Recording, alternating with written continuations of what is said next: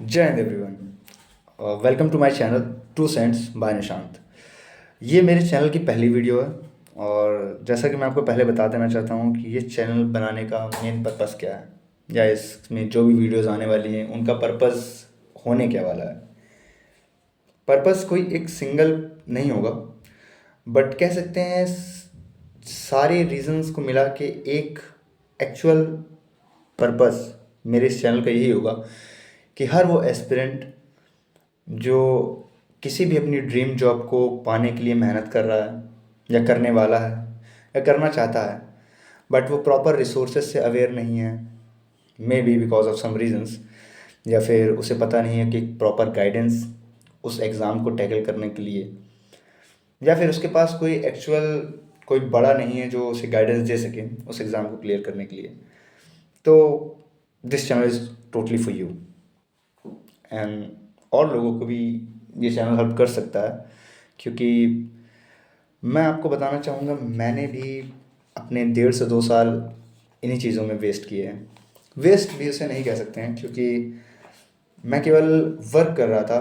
I was just working really hard, but I was not working in a actual proper way, जो एक real way होता है जिस path पर work करने पर एक्चुअल में सक्सेस मिलती है, हम रिटर्न को या एग्ज़ाम को क्वालिफाई करते हैं, उस वे में मैं नहीं कर रहा था।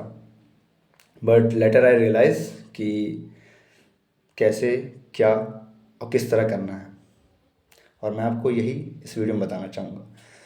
कई एग्ज़ाम्स हैं जो मैंने इन 2 सालों के बाद 1 साल 1.5 साल के अंदर क्लियर करें, जिनमें से कुछ जैसे मैं आपको बताना चाहता हूँ। पहला एग्ज़ाम जो मैंने क्लियर किया था वो एयरफोर्स वाई ग्रुप का था। उसके बाद फिर मैंने CGL का प्री भी क्लियर किया और Delhi police health constable ministerial का, एंड 2 बार मैंने CDS क्लियर किया। एक बार कोस्ट गार्ड असिस्टेंट कमांडेंट, एक बार CPO, और लिस्ट आई थिंक थोड़ी सी लंबी है तो मैं ब्रैग नहीं करना चाहूँगा, मैं जस्ट अपने एक्चुअल पॉइंट पे आना चाहूँगा। तो इस चैनल का मेन पर्पस जो मैं आपको बताना चाहता हूँ कि ये जो मैंने एग्ज़ाम्स क्लियर करें, ये कोई बहुत लंबी जो 3-4 साल की मेहनत है तो है, बट ये 3-4 साल लगे इन एग्ज़ाम्स क्लियर करने में हर किसी को ये ज़रूरी नहीं है। मुझे भी शायद अगर सही टाइम पे सही गाइडेंस मिला होता तो I think a year or more than a year is sufficient to clear any exam with a proper guidance.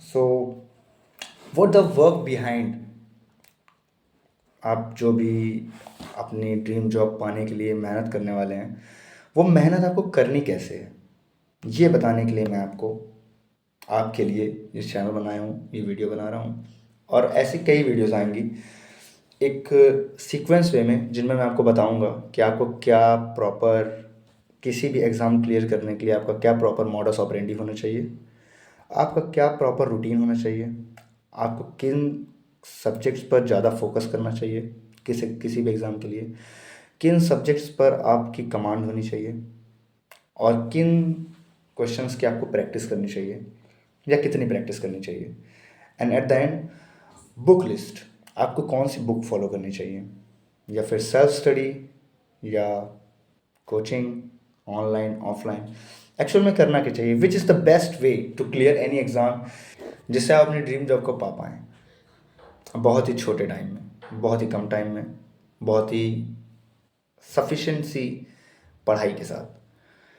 तो मैं सारे एग्ज़ाम्स जो मैंने क्लियर करे हैं केवल उनके बारे में ही नहीं बताने वाला हूँ, या सभी के बारे में ही एक बार नहीं बताने वाला हूँ।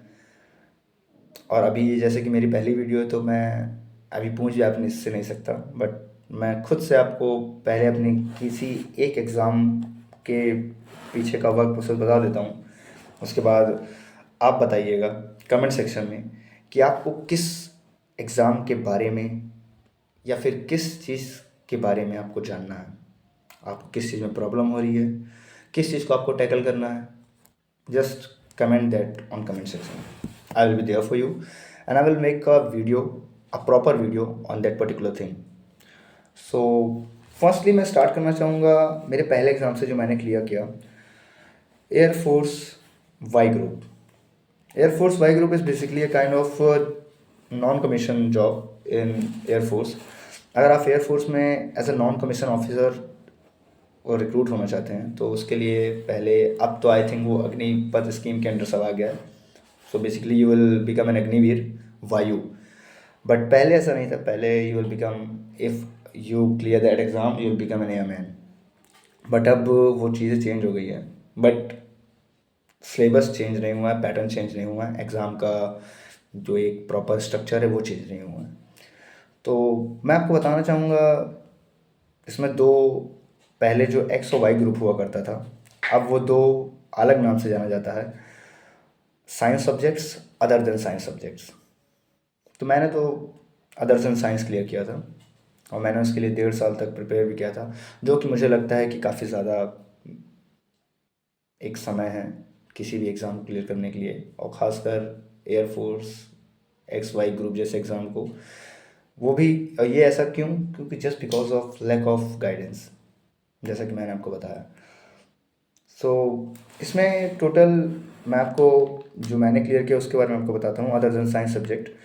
बेसिकली जो 12th जिन्होंने मैथ से ना की हो, जिन्होंने 10th के बाद मैथ सब्जेक्ट को छोड़ दिया हो, या पीसीबी से हो गए हों, या humanities, any other than math, तो उनके लिए other than science is best.